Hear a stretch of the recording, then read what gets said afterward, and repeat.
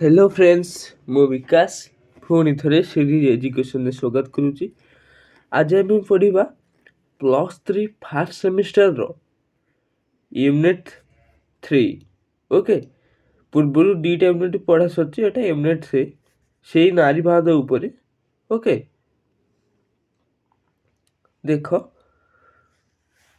ଏକ ମାର୍କିଆ କ୍ୱେଶ୍ଚିନ୍, ଶୂନ୍ୟ ସ୍ଥାନ ପୂରଣ କର। 1 ନମ୍ବର, ନାରୀବାଦ ଡ୍ୟାସ୍ ପରିବାର ବା ସମାଜକୁ ନାରୀର ଶୋଷଣ ପାଇଁ ଦାୟୀ କରିଥାଏ। ପିତୃକେନ୍ଦ୍ରିକ। ଉଦାରବାଦୀ ନାରୀବାଦକୁ ମଧ୍ୟ ଡ୍ୟାସ୍ ନାରୀବାଦ କୁହାଯାଏ। ବ୍ୟକ୍ତିବାଦୀ। 3, ଉଦାରବାଦୀ ନାରୀବାଦ ନାରୀର ଡ୍ୟାସ୍ ଉପରେ ଗୁରୁତ୍ୱ ଦେଇଥାଏ। ଦକ୍ଷତା।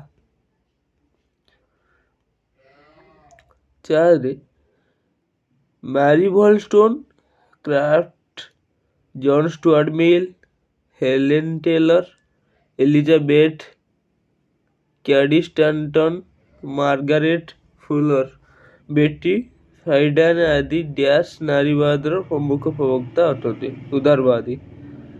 5 ହେଲା, ମିଲ୍ ୱିଲଷ୍ଟୋନ୍ କ୍ରାଫ୍ଟଙ୍କର ଚିନ୍ତାଧାରାକୁ ତାଙ୍କର ଡ୍ୟାସ୍ ପୁସ୍ତକରେ ଆଲୋଚନା କରିଛନ୍ତି। ଦ ସବଜେକ୍ସନ୍ ଅଫ୍ ଓମ୍ୟାନ୍। 6, ନାରୀ ଓ ପୁରୁଷ ମଧ୍ୟରେ ପାର୍ଥକ୍ୟ ନାରୀର ଡ୍ୟାସ୍ ବିକାଶରେ ପ୍ରତିବନ୍ଧକ ସାଜିଥାଏ। ନୈତିକ। 7, ନାରୀର ସାଧାରଣ ଜୀବନରେ ଅଂଶଗ୍ରହଣ ଉପରେ ଆଲୋକପାତ କରିଥିଲେ ହାରିଏଟ୍ ଟେଲର। 8, ଜାତୀୟ ମହିଳା ସଂଗଠନ ଡ୍ୟାସ୍ର ସବୁଠାରୁ ବୃହତ୍ ନାରୀ ସଂଗଠନ ଆମେରିକା। ନାରୀବାଦର ବିଭିନ୍ନ ତତ୍ତ୍ୱଗୁଡ଼ିକ ମଧ୍ୟରେ ଡ୍ୟାସ୍ ନାରୀବାଦ ଅଧିକ ଜନପ୍ରିୟ ଓ ଗ୍ରହଣୀୟ। ଉଦାରବାଦୀ। 10, ଉଦାରବାଦୀ ନାରୀବାଦୀମାନଙ୍କ ମତରେ ନାରୀକୁ ଡ୍ୟାସ୍ ପ୍ରଦାନ କରାଯିବା ଆବଶ୍ୟକ। ବ୍ୟକ୍ତିଗତ ସ୍ୱାଧୀନତା। ଡ୍ୟାସ୍ ଆମେରିକାର ଜାତୀୟତା ମହିଳା ସଂଗଠନର ପ୍ରଥମ ସଭାପତି ଥିଲେ ବେଟି ଫ୍ରାଇଡେନ୍। 12, ଡ୍ୟାସ୍ ନାରୀବାଦୀମାନେ ମହିଳାମାନଙ୍କୁ ସାମାଜିକ ଓ ଅର୍ଥନୈତିକ କ୍ଷେତ୍ରରେ ପୁରୁଷ ସ୍ୱାଧୀନକୁ ଦୂର କରି ପୁନର୍ଗଠନ ଉପରେ ଗୁରୁତ୍ୱ ଦେଇଥିଲେ। ଉଗ୍ର। ଉଗ୍ର ନାରୀବାଦୀମାନେ ପୁରୁଷ ପ୍ରାଧାନ୍ୟ ସମାଜକୁ ଡ୍ୟାସ୍ ପନ୍ଥା ଦ୍ୱାରା ଧ୍ୱଂସ କରିବାକୁ ମତ ଦେଇଥିଲେ। ହିଂସାତ୍ମକ। ସୁଲାର-ସ୍ମିଥ୍, ଫାୟରଷ୍ଟୋନ୍, କାଟେମିଲେଟ୍, ସିମୋନି ଡି ବ୍ୟୁଭିୟର୍, ଇଭା ଫିଗେଲ୍, ଜୁଲିଏଟ୍ ମିଚେଲ୍ ଆଦି ଡ୍ୟାସ୍ ନାରୀବାଦର ପ୍ରବକ୍ତା ଅଟନ୍ତି। ଉଗ୍ର। ଉଗ୍ର ନାରୀବାଦ ପ୍ରଚଳିତ ସାମାଜିକ ଓ ରାଜନୈତିକ ବ୍ୟବସ୍ଥାକୁ ବିରୋଧ କରେ କାରଣ ଏହା ଡ୍ୟାସ୍ ସମାଜର କବଳିତ ଅଟେ। ପୁରୁଷ ପ୍ରାଧାନ୍ୟ। କାଟେମିଲେଟ୍ ଡ୍ୟାସ୍ ଉପରେ ଗୁରୁତ୍ୱ ଦେଇଥିଲେ ଲିଙ୍ଗଗତ ବିପ୍ଳବ। ଡ୍ୟାସ୍ ନାରୀବାଦୀମାନେ ପୁରୁଷ ପରିଚିତ ନୀତିରେ ବିଶ୍ୱାସ ନ କରି ପୁରୁଷ ପରି ନୀତିରେ ବିଶ୍ୱାସ କରୁଥିଲେ। ଉଗ୍ର। ଡ୍ୟାସ୍ ନାରୀବାଦୀମାନେ ନାରୀ ପରିଚିତ ନୀତି ଉପରେ ଗୁରୁତ୍ୱ ଦେଇଥିଲେ। ଉଗ୍ର। ପୁରୁଷ ଦ୍ୱାରା ନାରୀ ଶୋଷିତ ହେଉଥିବା ବ୍ୟବସ୍ଥାକୁ ଡ୍ୟାସ୍ କୁହାଯାଏ। ପୁରୁଷ ପ୍ରାଧାନ୍ୟ। ପୁରୁଷ ପ୍ରାଧାନ୍ୟ ସମାଜ ନାରୀ ବିରୁଦ୍ଧରେ ଡ୍ୟାସ୍କୁ ପ୍ରୋତ୍ସାହିତ କରିଥାଏ। ହିଂସା। ପୁରୁଷ ପ୍ରାଧାନ୍ୟ ସମାଜର ମୂଳ ଭିତ୍ତି ହେଉଛି ଡ୍ୟାସ୍ଗତ ସମ୍ପର୍କ ସମ୍ପତ୍ତି। ଡ୍ୟାସ୍ ଶତାବ୍ଦୀର ଶେଷ ଭାଗ ବେଳକୁ ସମାଜବାଦୀ ନାରୀବାଦର ଗୁରୁତ୍ୱ ବୃଦ୍ଧି ପାଇଲା। ବିଂଶ। Henri Saint Simon, Robert Owen, Charles Fourier, Karl Marx, Friedrich Engels, William Thompson, August Bebel ଆଦି ଡ୍ୟାସ୍ ନାରୀବାଦର ପ୍ରବକ୍ତା ଅଟନ୍ତି। ସମାଜବାଦ। Charles Fourier, Saint Simon, Robert Owen dash ସମାଜବାଦୀ ଅଟନ୍ତି। କଳ୍ପନା ବିଳାସୀ। ଡ୍ୟାସ୍ ନାରୀବାଦ ନାରୀ ଜୀବନର ବ୍ୟକ୍ତିଗତ ଓ ସର୍ବସାଧାରଣ ପରିଧି ଉପରେ ଗୁରୁତ୍ୱ ଦେଇଥିଲା। ସମାଜବାଦୀ। ସମାଜବାଦୀ ନାରୀବାଦର ମାନଙ୍କର ମତରେ ମହିଳା ଶୋଷଣ ଏକ ଗୁରୁତ୍ୱପୂର୍ଣ୍ଣ କାରଣ ହୋଇଛି ମହିଳାମାନଙ୍କର ଡ୍ୟାସ୍ ଆର୍ଥିକ ନିର୍ଭରଶୀଳତା। ବିଗ୍ ଫ୍ଲେମ୍ ଡ୍ୟାସ୍ର ଏକ ବିପ୍ଳବାତ୍ମକ ସମାଜବାଦୀ ମହିଳା ସଂଗଠନ ଅଟେ। ବ୍ରିଟେନ୍। ସମାଜବାଦୀ ନାରୀବାଦୀମାନଙ୍କ ମତରେ ଡ୍ୟାସ୍ ଓ ପୁରୁଷ ପ୍ରାଧାନ୍ୟ ସମାଜ ମିଳିତ ଭାବରେ ମହିଳା ଶୋଷଣ ପାଇଁ ଦାୟୀ ଅଟନ୍ତି। ପୁଞ୍ଜିବାଦ ନାରୀବାଦ ବିଶ୍ୱାସ କରେ ଯେ ଲିଙ୍ଗବାଦ, ଶ୍ରେଣୀ ଶୋଷଣ ଏବଂ ବର୍ଣ୍ଣ ବୈଷମ୍ୟ ନୀତି ପରସ୍ପର ଅଙ୍ଗାଙ୍ଗୀ ଭାବରେ ଜଡ଼ିତ। କୃଷ୍ଣକାୟ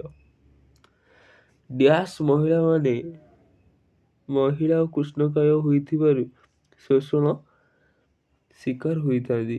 ପ୍ରବାସୀ ଆଫ୍ରିକୀୟ ନାରୀବାଦକୁ ବିଶ୍ୱ ନାରୀବାଦ ବା ଜାଗତିକ ନାରୀବାଦ କୁହାଯାଏ। ପରବର୍ତ୍ତୀ ଉପନିବେଶ ଏସିଆ, ଆଫ୍ରିକା ଓ ଲାଟିନ ଆମେରିକା ଦ୍ୱିତୀୟ ବିଶ୍ୱଯୁଦ୍ଧ ପରେ ସ୍ୱାଧୀନ ହୋଇଥିବା ରାଷ୍ଟ୍ରଗୁଡ଼ିକୁ ରାଷ୍ଟ୍ର କୁହାଯାଏ। ତୃତୀୟ ବିଶ୍ୱ ର ଗଠନ ପରେ ତୃତୀୟ ବିଶ୍ୱ ରାଷ୍ଟ୍ରଗୁଡ଼ିକ ସାମ୍ରାଜ୍ୟ ଓ ଉପନିବେଶବାଦରୁ ମୁକ୍ତ ହୋଇଥିଲେ। ମିଳିତ ଜାତିସଂଘ ଚନ୍ଦ୍ର ମହାନ୍ତି, ବେଲ୍ ହୁକୁସ, ଟିଟି ମିନଭା, ଅମୃତା ବାସୁ ଆଦି ନାରୀବାଦର ପ୍ରବକ୍ତା ଅଟନ୍ତି। ତୃତୀୟ ବିଶ୍ୱ ନାରୀବାଦ ଉପନିବେଶବାଦର ଲିଙ୍ଗ ଅତ୍ୟାଚାର ଇତିହାସରୁ ଜନ୍ମ। ପରବର୍ତ୍ତୀ ଉପନିବେଶବାଦୀ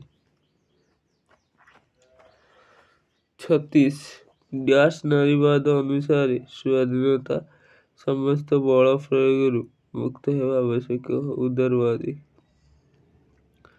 ସୁସାନ ବ୍ରାଉନ ତତ୍ତ୍ୱର ମୁଖ୍ୟ ପୁରୋଧା ଅଟନ୍ତି। ଉଦାରବାଦୀ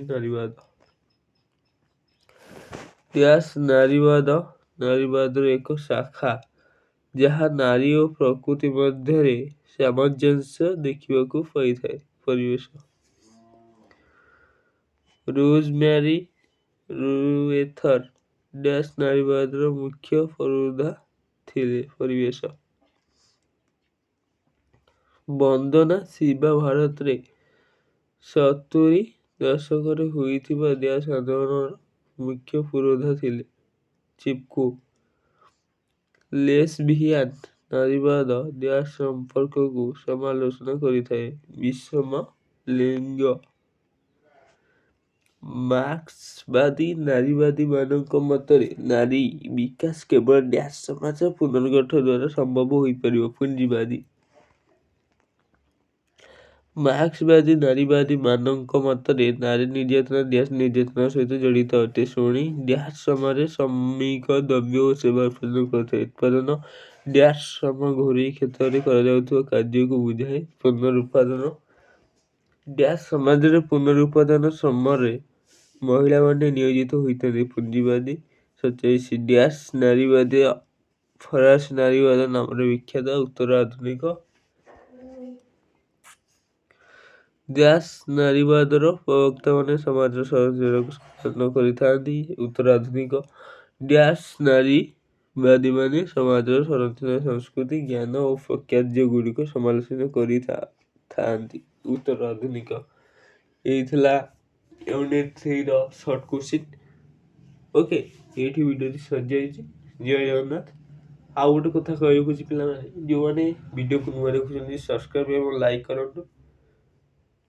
ଆପଣ ସେଇ ଲାଇକ୍ ଏବଂ ସବସ୍କ୍ରାଇବ୍ ବଳରେ ମୋର ଯେଉଁ ଇନକ୍ରିଜ୍ ହେବ, ଯେଉଁ ଇଏଟା ଯାହା ମାନେ ଦେଖିକି ଭଲ ଲାଗିବ, ମୁଁ ଆହୁରି ଭିଡ଼ିଓ କରିବା ପାଇଁ ଇଚ୍ଛୁକ ହେବି। ଓକେ, ଏଇଠି ଭିଡ଼ିଓଟି ସରିଯାଇଛି। ଜୟ ଜଗନ୍ନାଥ ପ୍ରଭୁ।